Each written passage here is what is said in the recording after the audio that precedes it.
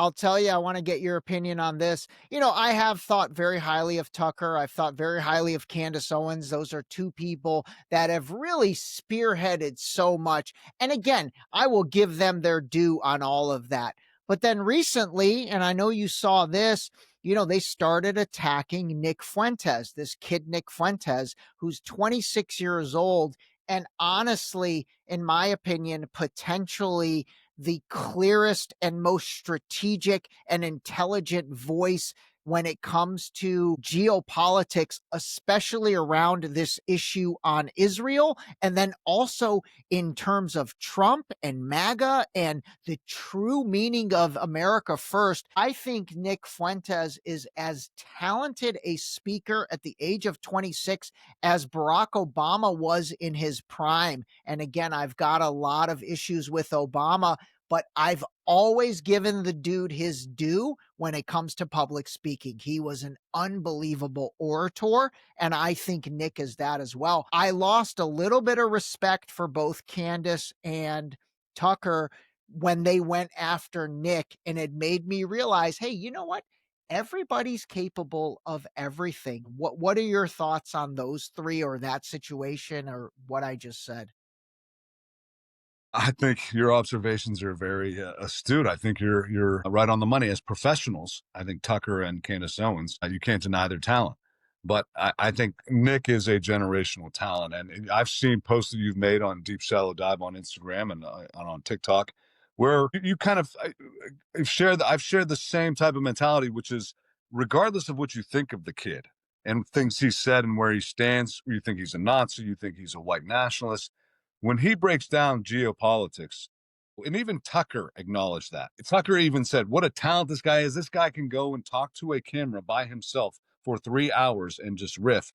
That's a talent. That is a It's talent. hard. That is hard. It's hard to do. Yep. And the guy does it, and he doesn't, you don't hear a or it's just he flows and he goes, and he has a sense of humor about him. I grew up a Rush Limbaugh baby. My dad used to listen to Rush Limbaugh, who was boomer neoconservative, chai comms, all of that. But Rush could go, Yeah. and Rush could do a 3 hour show, and he would say things and unabashed and unafraid, and he would make comments that were controversial. And Nick's kind of like a young Rush Limbaugh, but you know, he's definitely influencing a lot of people, and Yes. I think Yes. that is what is concerning to people like Candace and Tucker, because those guys won't touch the topics that Nick will. Yeah. And when you saw the interview with Nick and Candace, I thought Nick came off looking better than she did. Absolutely, absolutely. She actually came off basic.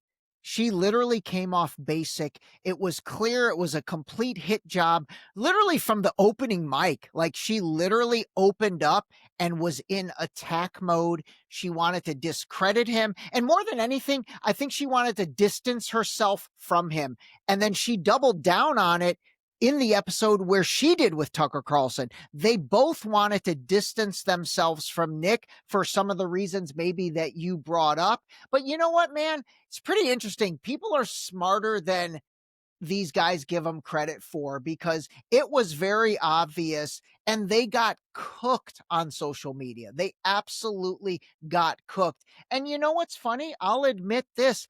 It's affected a little bit my desire to take in their content. I really have not listened to Tucker and Candace as religiously as I did before that Nick stuff. That's pretty funny, man. Gosh. I agree with you. Yeah. I Same thing happened to me with PBD.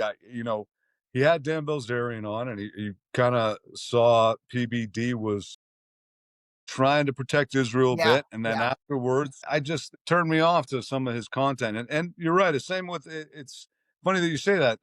Candace and Tucker, I haven't really tuned into them. Yeah. I watched the Tucker with Ted Cruz interview, and I thought, okay, it's interesting. I watched it. But Candace seems like she's just gone off the deep end. And that's something for me to say, because I'll talk with anybody about anything, but she's into the Frankists, and she's into the Khazarians, and she's into, Bridget Macron, Right. and Right.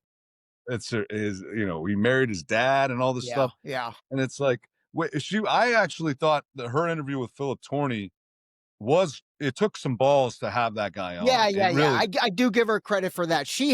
I think she was the one who had Phil on first. And by the way, I recorded with Phil earlier. I don't know if I'll release that before I release our episode, but I did want to say thank you for making that connection. But here's what's funny. You and Maddie interviewed Phil. I liked your interview with Phil better than I liked Candace's. But you're right. She interviewed nice. him first, and she really brought the USS Liberty into the Right. zeitgeist and into the mainstream. You're right about that. I mean, Jocko Willink, I think, was the first kind of mainstream guy He did too? that how Phil Torney on. I didn't know And then that. right after Jocko did, then it went Candace, Okay. and then Jake Shields, Yeah.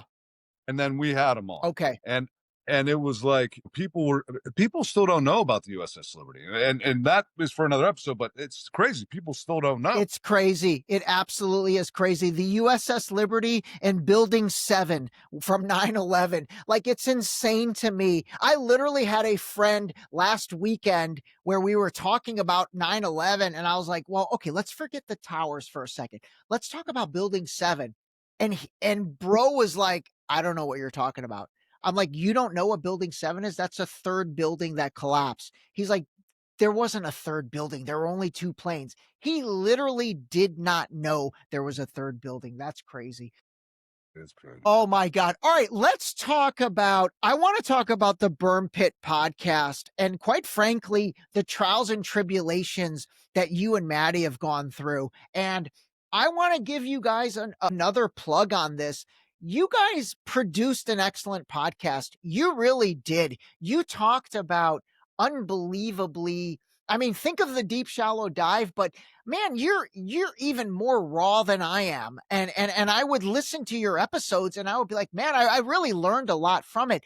But you guys, you got railroaded, you got shut down and messed with in many ways. I don't even know where you're at with it now, but take us through all that, man. I think this will be really interesting for people. Yeah, so I guess I'll start with I'll move pretty quick here. I started the podcast in December of 2022, and the first guest that I interviewed, and I pre-recorded it. I was renting space at a studio here in Pittsburgh.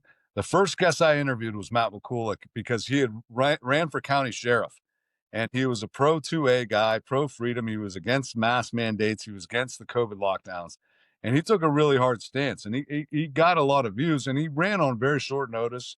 But he was asked to go speak at Harrisburg at a rally. He was on the Wendy Bell show. We got a plug on the Wendy Bell show. And I thought, man, what an interesting guest. He was in my wedding too. And I was like, he's a good friend of mine. I'll have him on first. And then I interviewed my brother-in-law, Bryce Mitchell, who I'll hook you up with him. Yeah, And yeah. I want to talk about Bryce too. yeah. And so I released the Bryce Mitchell one first. And then I worked with guys like Dominic Izzo and some other guys. Yeah.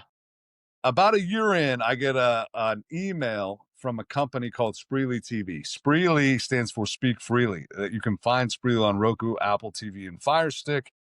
And they were like, we want you to do a show with us. How many days a week can you give us? And at the time, I'm managing and running a bar conglomerate with 3 locations. I'm busy as heck. I'm filming 1 or maybe 2 episodes a week, but then I'll take a week off and I'll release them. I was only releasing 1 episode a week. So I told them, I say, I'll do Monday. I could do Mondays at 4:00.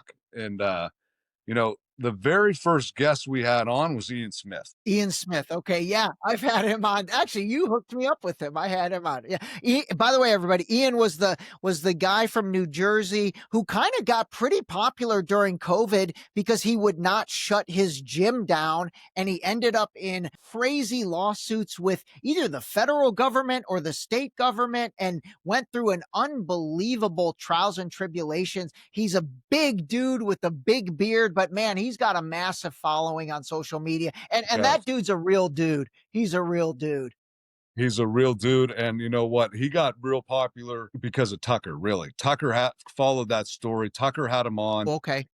Attila's Gym in New Jersey. I mean, the governor over there, I think his name's Tim Murphy or Tom Murphy. He was a real piece of work. I mean, they raided his GoFundMe account. They took hundreds of thousands of dollars from the guy. They fined him every day. They arrested him. They boarded up his gym. But Ian's a good dude. Ian's a good dude. Yeah, we ended up having a ton of guys on. We had Dr. E. Michael Jones, Dr. Alan Zabrowski. We had Ken O'Keefe. We had Sam Parker, Lucas Gage. We ended up going on the Stu Peters show. Yeah. we ended up, having a lot of guests, a wide range, a variety of people that are in academia. James Perloff, author and historian, he came on the show. We tried to break down what happened a week before we started doing this show for Spreely TV was October 7th, Mm, 2023. And we were already J-pilled at that time. We had already taken the red pill. We already knew what was going yeah, on. And we started calling everything out. I mean, it was probably a week into it. And Matt was saying, man, the response here is disproportionate.